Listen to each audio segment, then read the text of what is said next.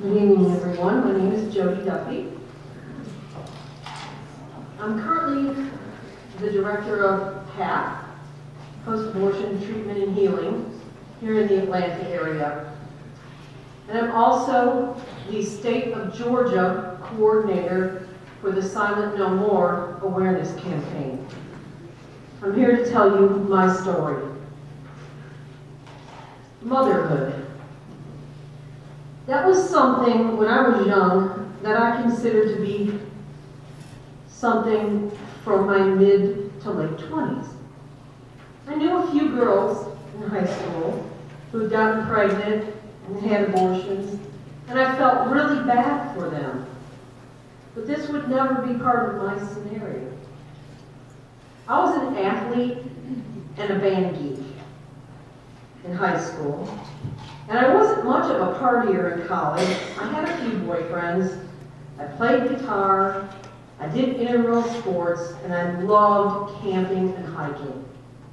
And after college, I joined the Army, and I was commissioned as a second lieutenant after completing officer candidate school at Fort Benning, Georgia. 2 weeks before the end of officer candidate school, I went out on a date with a guy who had just been commissioned in the class right before mine. This was actually against regulation because I wasn't a commissioned officer yet and he was. That date went further than I wanted it to go. I couldn't tell anyone because I was somewhere that I wasn't supposed to be. And I was with someone I shouldn't have been with. Next month, I was at a new duty station. I didn't know anyone there. I'd just gotten there. And soon became friends with another lieutenant named Charlie, who was in my unit. I confided in him what had happened to me back at Fort Benning. Within a few weeks, I had a suspicion that I was pregnant. So I went to the clinic on post, and it was confirmed. I went numb. I had no idea what to do. So I told Charlie about the pregnancy, and he asked me what I was going to do. And I told him I had no idea. A few days later, Charlie called me at my apartment. He told me and he had called the doctor's office in Tucson, and he had made an appointment for me to have an abortion. He would drive us there on Friday. We would stay at a hotel, and the abortion was scheduled for Saturday morning. At this point, I felt like I had no other choice. I wasn't married. I had a career ahead of me.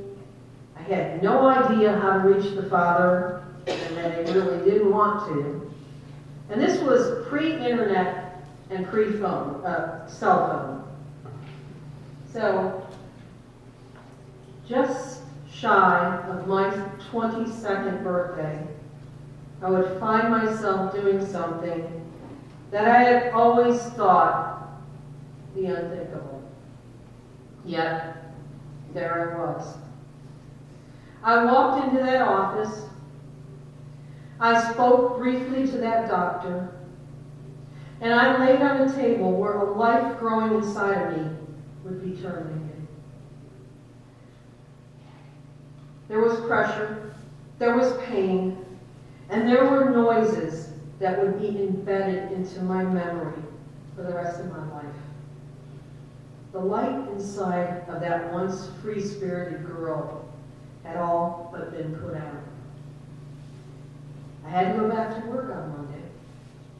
So as a defense mechanism, I pushed it all down as deep as it would go. Not much longer after that, I met my current husband, who was also stationed at the same place I was. We started dating, and my friendship with Charlie soon faded. I told my husband my story. He was kind, He didn't judge me. We got married, and we eventually had 3 wonderful sons. However, that career in the military that I thought I was going to have was not to be.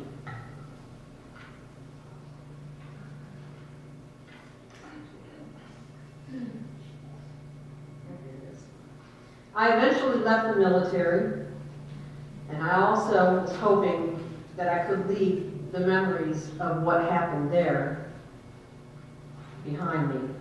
Life got busy with 3 young boys. The abortion was part of my past, or so I thought it was.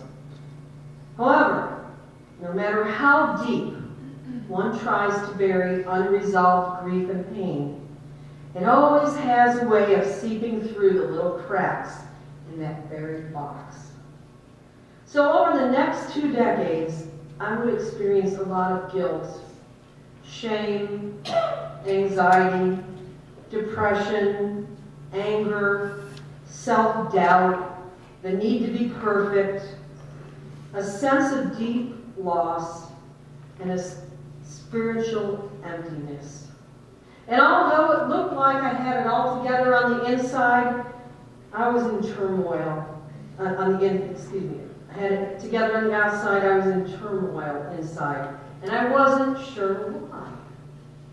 So almost 20 years after that abortion, an illness shook that box loose, and the floodgates started to open.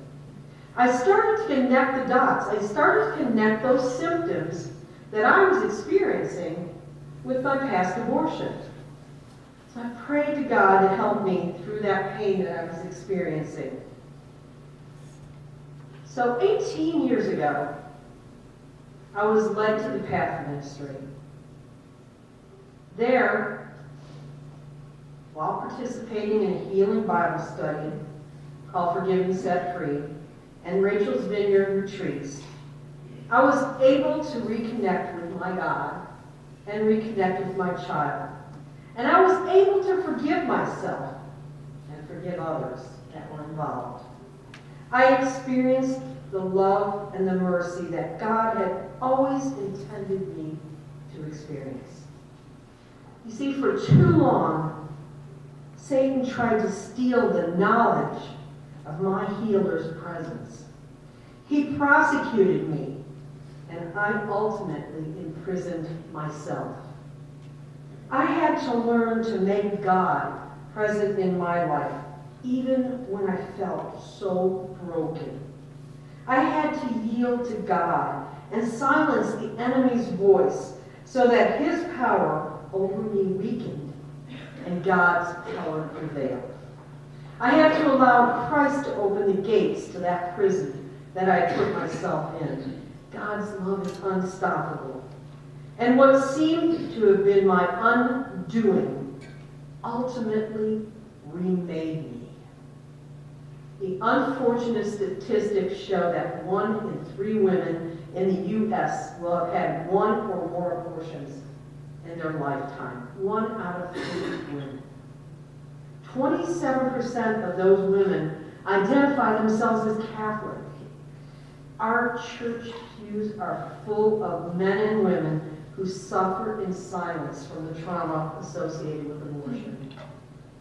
What's even more unfortunate, an unfortunate reality, is that our pews are void of those who have left the Catholic Church, believing that they weren't welcomed and could never be forgiven.